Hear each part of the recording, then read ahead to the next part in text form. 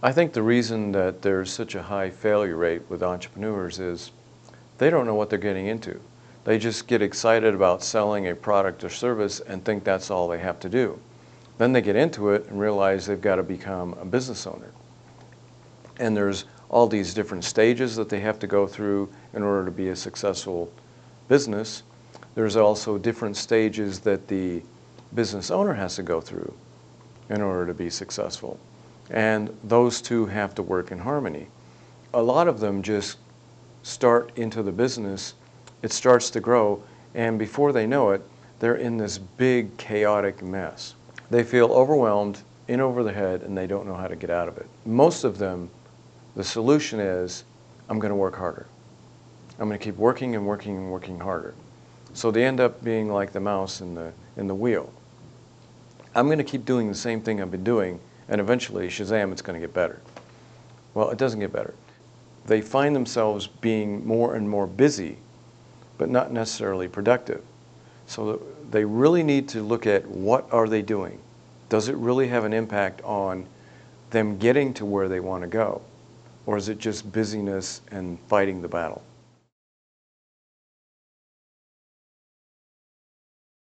Most entrepreneurs need help getting out of the mess because they're too close to it and they can't see what's going on. But first they need to work with themselves. What are they doing that's creating the mess? How are they spending their time? Most entrepreneurs start out as a technician. They know how to do some kind of service or product. As the business grows and there's all these other things that need to be done, they still come from the technician mindset. Instead of evolving to the manager, because once they outsource or delegate, they have to become a manager of people and all the other things that are going on, and then a leader. So most of them find themselves feeling like they are a soldier in the battlefield. And they're just moving around and there's all these things going on and they're reacting to everything around them. They're not developing to become the general on the hilltop that overlooks the whole thing and can figure out where things need to be changed or where there are weaknesses. They're not looking at the big picture.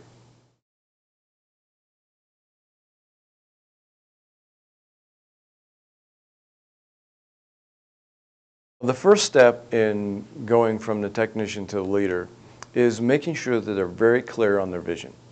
If they don't know what they're trying to create, then how do they know what they're doing is correct? In other words, if you don't know where you're going, how do you know that the decisions you're making are the correct decisions? Once the vision is very, very clear, and they can answer any question about it, then they know where they're going. Then they can start to plan towards it.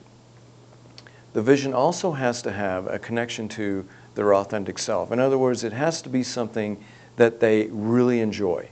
If it's not something that's exciting to them, they're not going to work at it. It's just another job they have to do. Once they get the vision and it's connected to them and the excitement gets there, then they don't have to force themselves to do it. They just want to do it. And the more they want to do it, the faster they're going to go towards it.